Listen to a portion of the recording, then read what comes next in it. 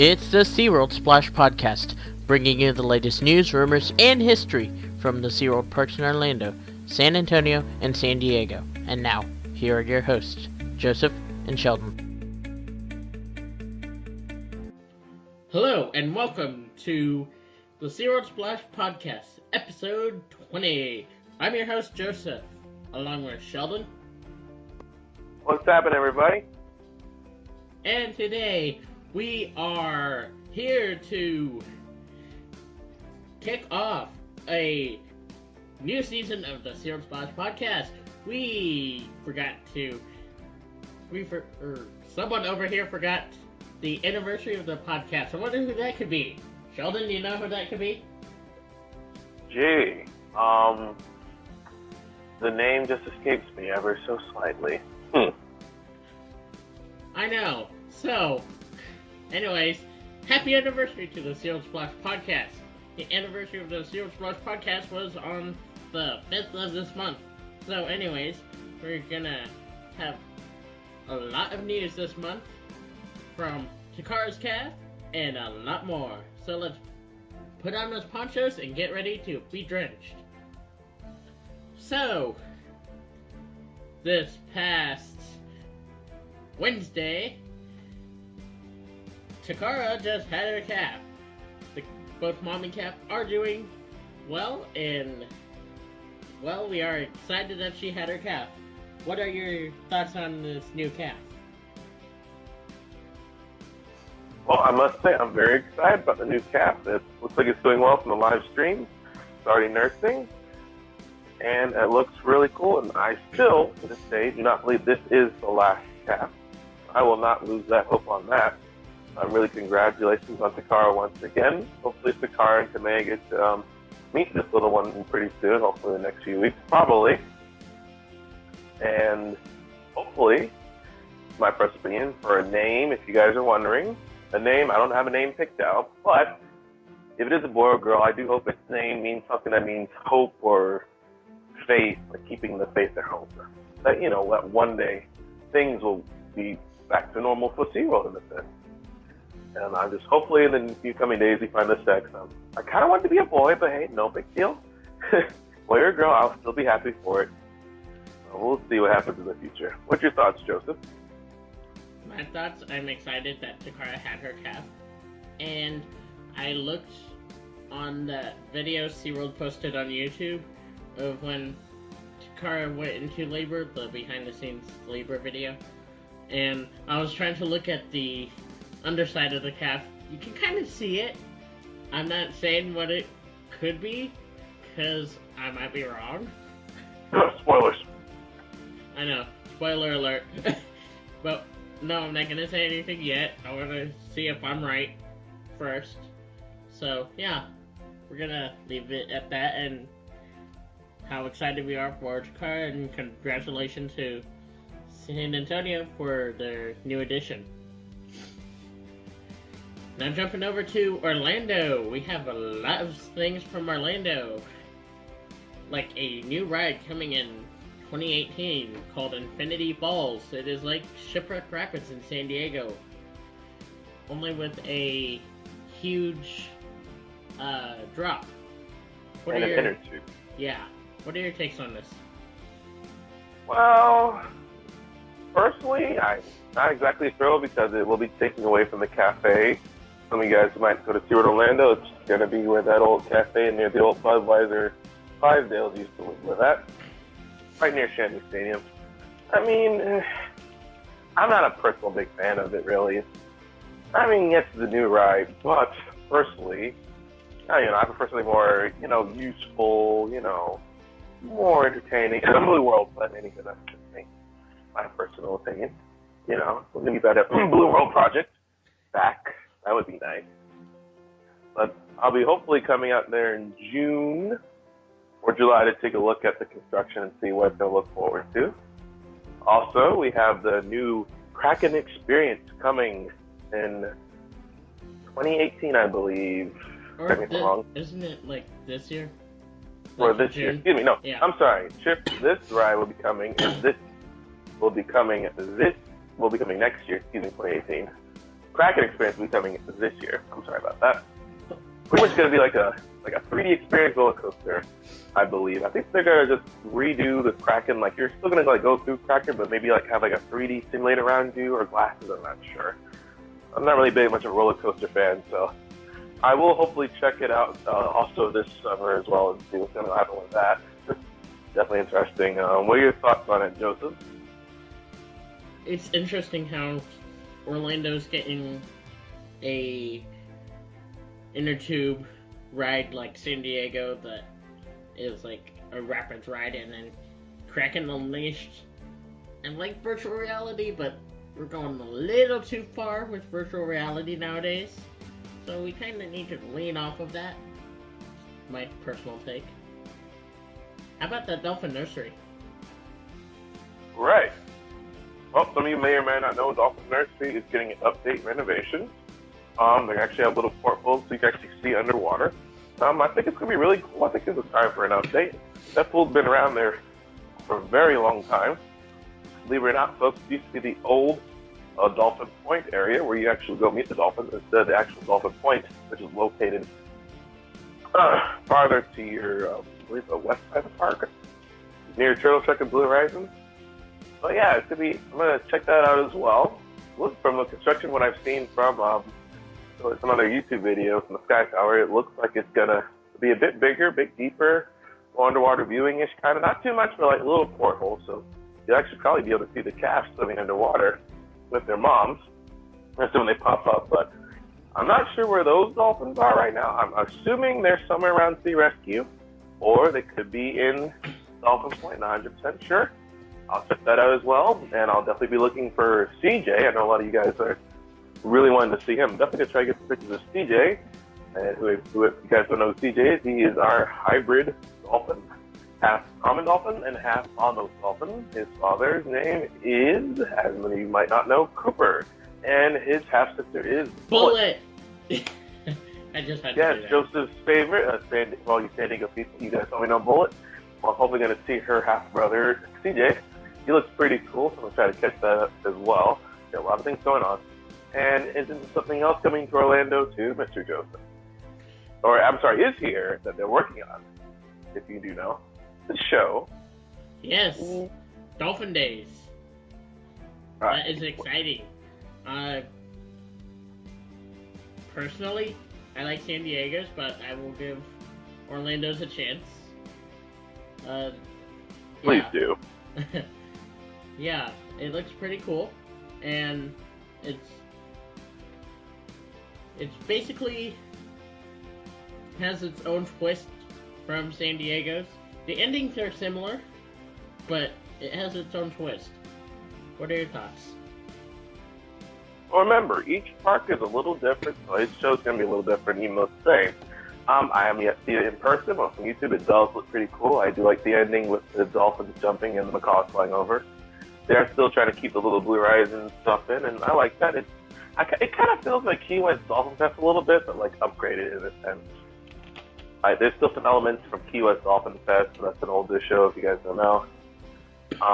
And a little bit of Blue Horizons, and it looks really cool. It's definitely entertaining.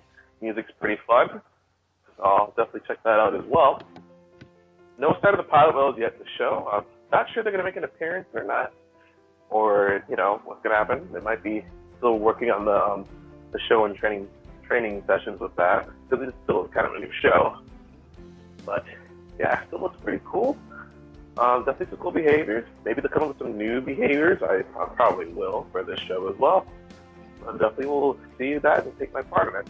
I'm not saying it's better than San Diego's yet, but remember, San Diego had it earlier, so they've had a little more time to rehearse it. But, oh yeah, and San Diego's not in the water with the pilot whales yet.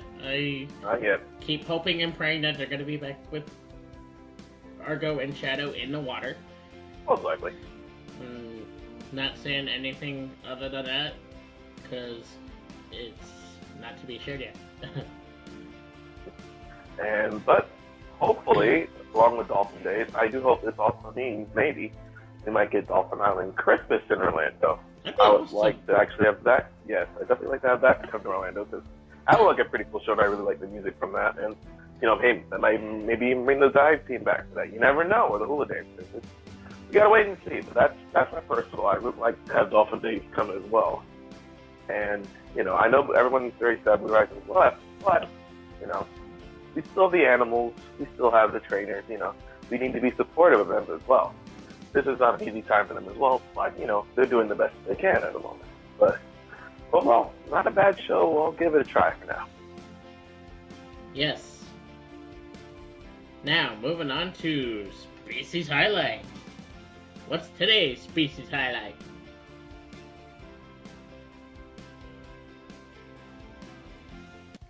And now, ladies and gentlemen, it's time for Species Highlight, the part of the show where I explain to you about certain species, its relatives, and where they come from.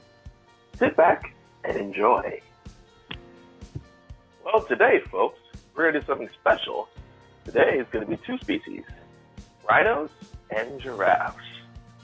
And then today I have my assistant, Mr. Joseph, to help me out today on Species Highlight.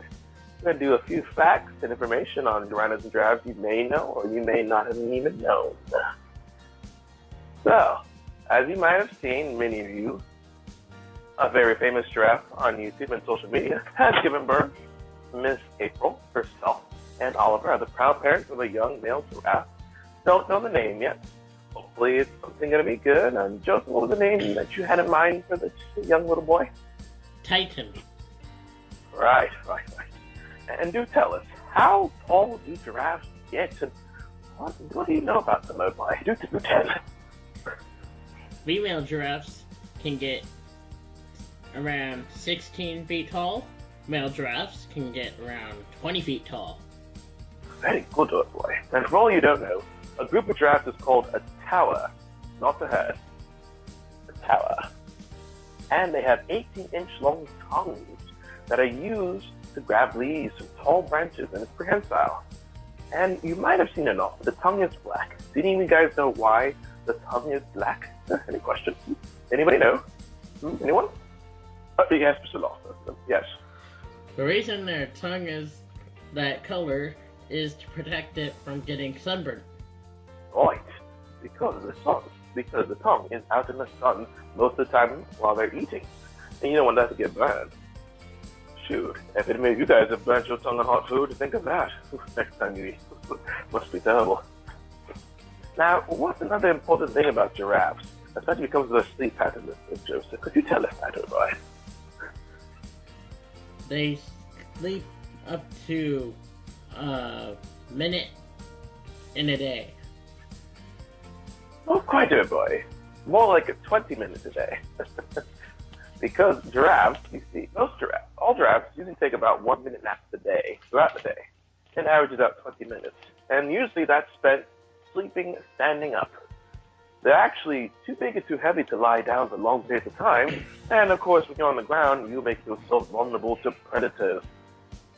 So, giraffes usually take short little cat naps, you could say, throughout the day. Smashing! And there's a little comfortable standing up. Well, you would think that those long legs could support that 1-ton body easily.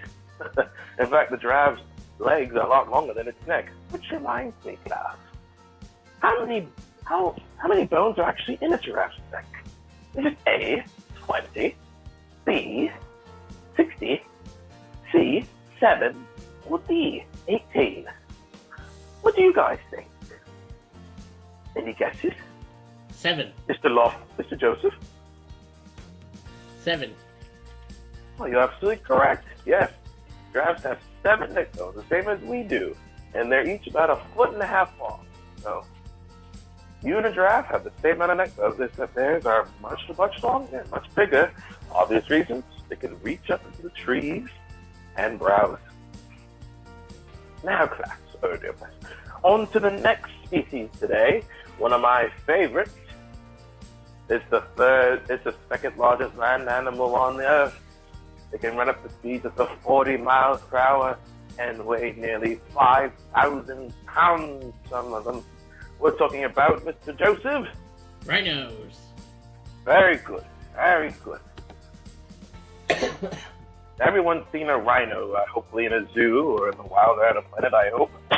How many species of rhino are there? There are 5 species of rhino. Right. The white rhino, the black rhino, the Indian rhino, the Javan rhino, and the Sumatran rhino. Now, as many of you guys probably will guess, all rhinos are endangered. Some are critically endangered, especially Sumatran and the Javan rhino, which populations are less than 100. And why is this, Joseph? Why are these species so critically endangered? Due to hunting and habitat loss. Right. For that very thing on the tip of their noses. That horn, which is made of? Keratin. Yes, the same thing as your hand fingernail. Unfortunately, many countries in Asia believe that the rhino horn contains medicinal purposes that could cure cancer or anything. And really, it's just the same thing as your hair and fingernails, as just said. So it really has no medical value at all. The only use for a rhino horn is for a rhino. And sadly, as many of you might have known, like Nola, who passed away, the northern white rhino, there's only 3 of them left. Oh wow. Or was it 4? I gotta double check that, my bad. All because of poaching. As many rhinos, all rhinos face the same threat of poaching and overhunting. It's a sad fact, but it is what the world has come to. Let's learn a little bit more about our rhinos, friends, shall we? Mr. Joseph. Now, you've seen rhinos hanging out in the mud, I assume, and playing around in the water. Yes. Here's $1 million question. What do you call that place? A wallow. Right. Wallow is a place that's very muddy, where elephants, rhinos, hippos, warthogs, and other creatures come to wallow and roll around in the mud and the dirt. Why do they do this? To protect their skin, of course. Even though rhino's skin can be a couple inches thick, it's still susceptible to sunburn and bug bites. This mud bakes in the sun and acts like a sunscreen protector. Very useful. Another thing about rhinos is their group. What is a group called? Unless I answered that already. A crash. Right. Not a herd, a crash. So let's just say you don't want to get in the middle of a group of rhinos, because you could have a serious crash on your hands. Oh, sorry, a little humor there. Sorry, class. So yes. Now, all of you are probably questioning, what is a Sumatran or Javan rhino or an Indian rhino? You guys have probably seen the standard white rhino and black rhino, I assume. 2 horns, grayish skin, right? Well, let's learn a bit more about the more lesser-known, more critically endangered rhinos of Asia. Now, the Indian rhino, or the great horned one-horned rhino, only lives in the forests of India and is critically endangered as well. These rhinos are the tallest species of rhino. At about 6.5 feet tall at the shoulder, the male can easily weigh over 5,000 pounds and charge you with speed close to 40 miles an hour. And they have that armor-like skin that unfolds, but they're pretty tough. Most things won't bother them. The only predator of a rhino would be a baby rhino being attacked by tigers. Other than that, their only real threat is humans, of course. And the Sumatran rhino, like the ones that used to live in Cincinnati Zoo, have hair on their bodies. Joseph, why do you think they still have the hair on their bodies and look like they do in the rainforest? To protect them from the sun? Well, not necessarily. It was kind of a trick question. It's kind of difficult. You see, the Sumatran rhino is actually a very close relative of the woolly rhinoceros. They're an ancient species, the Sumatran rhino, and still have that characteristic shaggy fur on their bodies. They're not quite as hairy as you say a woolly rhino would be, but they still hold on to that slight little gene that gives hair. Very interesting. And of course, the Javan rhino, this is pretty similar to the Indian rhino, but there's only about 50 left in the world. They're very incredibly dangerous. Only found on the island of Javan in 2 small forest ranges. Seriously endangered. Now, here's a trick question for you all. Mr. Joseph can help me with this one. Now, the black and white rhino. What's the difference between the two? If you've seen them, they probably look the same, but how do you really tell them apart? They're... I say their lips. And I say, by George, he's got it. Huh, you're right. Black rhinos, often known as the hook lip rhino, because the lip has like a prehensile tip used for browsing. And the white rhino actually has a mispronunciation of the Dutch word wijd, which means wide lip. They're sometimes called square lip rhinos because white rhinos graze on the plain and black rhinos prefer to browse on bushes. And not to mention, the white rhino is also bigger than the black rhino. And the white rhino is more social. Black rhino is solitary. Now you all know a little bit more about rhinos and giraffes. And this concludes our species highlight for the day. We hope you've enjoyed. If you have any more requests for species highlight or certain animals you have to highlight on us, please let us know. And I'll leave you with this quick quiz and animal fact. What is the giraffe's only living relative on the planet? Is it A, horses, B, a gazelle, C, a tapir, or D, the okapi? The answer will come up at the end of this episode. Thank you, and have a whale of a day. Thank you for that species highlight, guys. That was awesome. Alright, now, something that is happening right now in Orlando that will be happening in San Diego is Seven Cities Food Fest. That is a fest where you can try foods from around the world. Yes, I said it, folks, around the world. So Yum, yum. I know, that sounds good. So check out their menu on select weekends for San Diego this month and next month. And now, moving on to San Antonio. Again, San Antonio. Woohoo! Back in San Antonio. Wow, it's hot over here in San Antonio. What ride is going in San Antonio? That you might be wondering why we're in San Antonio again? Well, that is called the Wave Breaker. So far, they have the boats, I guess you could say, or the jet skis. The jet skis, they have the jet skis for the tracks, and that will be going in soon, once the ride is complete. And we have seen pictures of that. And then, sneak peek of the Ocean Explorer,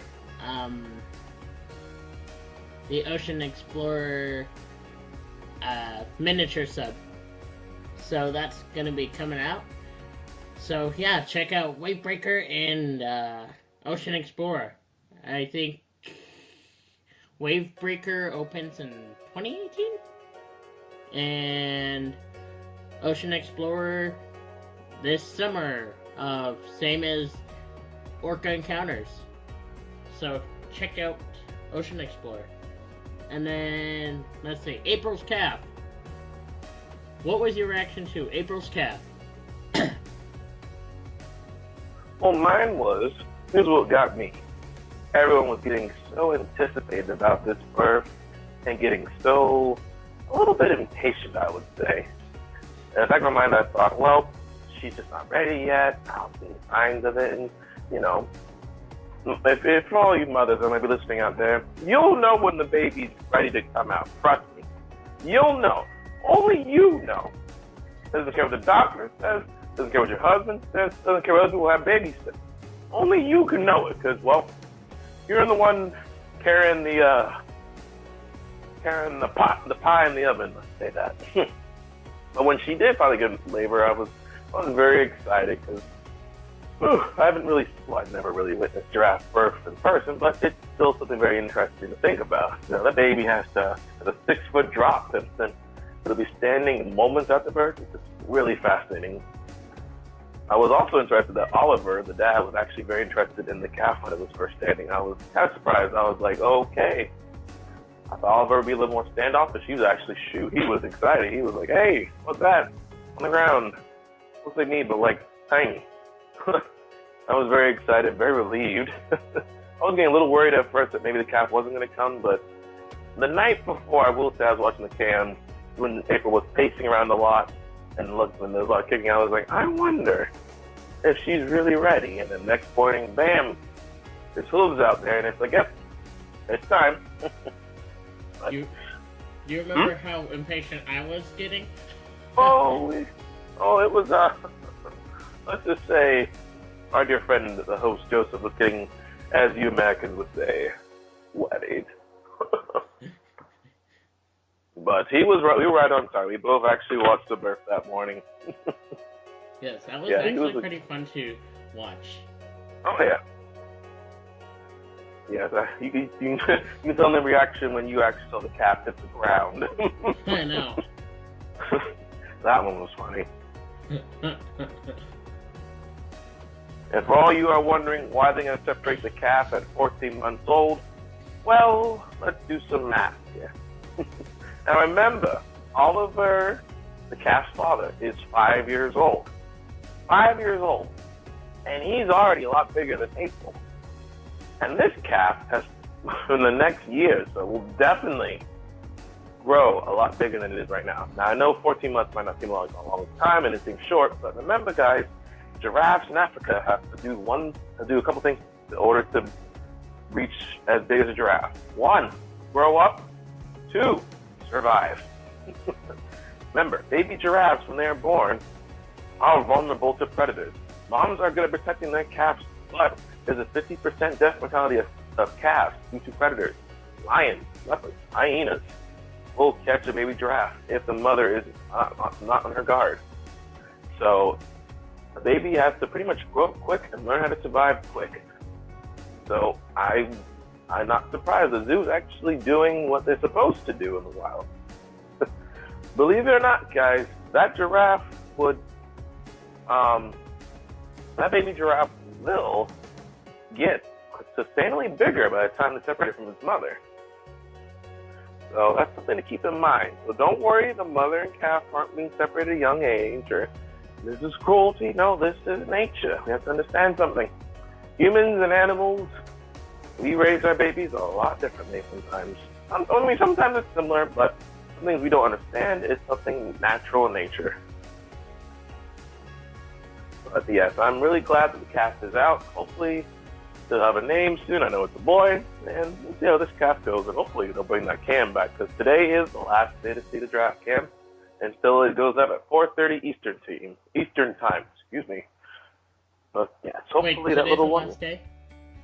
Oh yeah. So for all who don't know, on the news, today is the last day to see April, Oliver, and this little boy. The cam goes down 4:30 Eastern time. No. Yes, I'm sorry, everybody.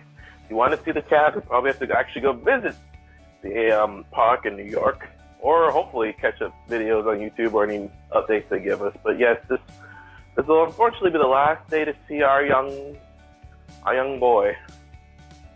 So, but hopefully they'll give us updates. They'll give us updates. But yes, today's the last day to see the live cam. I'm sure they'll give us updates. Oh yes, of course. And like I said, next time you see that calf next year, check its size. It's going to be a lot bigger. All right. So, congratulations to April as well. And last but not least, moving on to San Diego. I don't know why I put San Diego last, but oh well. So, San Diego. Construction update on Shamu Stadium.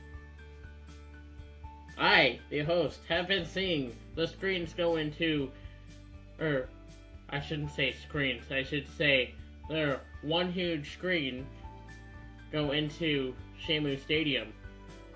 It is pretty big, and wow, I can't wait to see what it looks like. I'm still kind of not a big fan of what's going on. I would like Blue World, but you know, I will give Work Encounters a chance, and I will see how they do this show. And apparently there's some behaviors in there that are going to showcase the killer whales and how they hunt fish what are your takes on this? Well, I mean, yes, I'm not quite a fan of this new change and stuff, and no Blue World project, but I am, let's just say, preparing myself for what's to come. Being an Orlando Floridian, we are next in line for this show, so I'm glad you gave us an update what's to come. Yes, so I will be keeping ears and eyes out. And if you have not gone to All Day Orca Play, pick up your Orca cards. They've had... Collect all of it today. Huh? They've had Corky, Kasaka, Orchid, Ulysses, and this week is Keat. Stay tuned to find out which whales next week. Collect all 11 at your local SeaWorld. Thank you. Beep. Yes, and also some sad news from San Diego. Their polar bear Senja passed away recently. We are deeply saddened to hear about this passing, and besides San Diego having Senja, they also have another polar bear, Snowflake, who is at a zoo for breeding purposes. So this could have an effect on Snowflake, because that was Snowflake's longtime friend. So we are deeply saddened on this loss. Any thoughts that you want to share? Well, I can definitely understand what San Diego's going through. When we lost Johnny in Orlando, that was kind of sad for me because I had seen Johnny ever since I was young, first going to SeaWorld back in the day, and it's sad when an animal goes. You know, SeaWorld gave all their polar bears the best care possible. I am hopefully excited for looking more forward to the future. I am sad that the polar bear has passed away, but I am also looking forward to the future of hopefully the Snowflake, who's on a breeding loan, might come back and, have a cub and produce the next generation to continue, because we're all about continuing, keeping things going. Life and death are unfortunately a part of our world, and it's sad, but we must take the good with the bad sometimes. But we'll be praying for SeaWorld San Diego in this tough time, and we have our full support on all this. And as many of you might know or not know, polar bears are hard to breed. So Most bears are. yeah. So let's. Pandas, enough said. Yeah. So let's pray for San Diego in this tough time, and hopefully Snowflake comes back and can produce a calf. Or a cub, I should say. I have calves on my mind. I think we all have a calf fever at the moment. Yes. Me especially. And I think we have a surprise this summer. Am I right? What? Surprise? I think What? we do. What kind yes. What kind of surprise? Well, I think it's one that I think one of us has definitely anticipated for quite a while, but for sure. Let's see. What is the surprise? I think let's have the honors, Joseph. Drum roll, please. And the prize is... Surprise time! Traveling! To where? Florida. Orlando. Say what? What? Where did that come from? Yes, I'm going to be making my way to the Orlando Park and seeing everything out there, like Busch Gardens. Let's see, what else am I going to be seeing again? Our Park Zoo and SeaWorld, Orlando, Florida. And that will be happening this summer, so stay tuned for some surprises from that. And hopefully have some highlights on Busch Gardens for all you Busch Gardens fans out there. And maybe even some live episodes while I'm out there. That would be cool. Perhaps some shows, you mean? Some live show recordings? Yes. Ooh. And I maybe, sent the one ocean in a dolphin days. I know. And maybe have some in-park episodes. I don't know. And Loud Tonight. Yeah, there's some things that we're gonna be doing. Whoop, whoop. So yeah, look out for that this summer. So let's watch out for that on Facebook and all that. And as always, we thank you for joining us. If you have any questions, comments, suggestions for topics, or want to share your SeaWorld stories, you can call or text our number, 407-900-5309. Or you can email us at SeaWorldSplashTeam@gmail.com. You can also check us out on Facebook at facebook.com/SeaWorld Podcast. Follow us on Twitter at SeaWorld Splash, as well as Instagram at SeaWorld Splash. Don't forget to check out our website, www.SeaWorldSplash.com. You can also check us out on iTunes at SeaWorld Splash. And from all of us here on the SeaWorld Splash team, we thank you for joining us, and hope you join us for the next amazing podcast to come. Splash you later. Take care, guys, and have a whale of a day. And, oh, I almost forgot. Did you get the right answer to our species highlight question? What is the only living relative of the giraffe? If you answered okapi, you, my friend, are correct. Okapi is the only living relative of the giraffe, found in the Congo forest, an endangered species with stripes on its back, on its legs. It looks like a deer, but is completely related to the giraffe. Thank you, and enjoy. Yes, and don't forget, if you have any suggestions for a species highlight, give us a call, text, or email. Splash you later, guys. Take care, guys. Remember, if you want to share any of your favorite SeaWorld stories or memories, please call or text the SeaWorld Splash Team 407-900-5309. Once again, that number is 407-900-5309. Or email us at SeaWorldSplashTeam@gmail.com. Thank you, and we'll splash you later.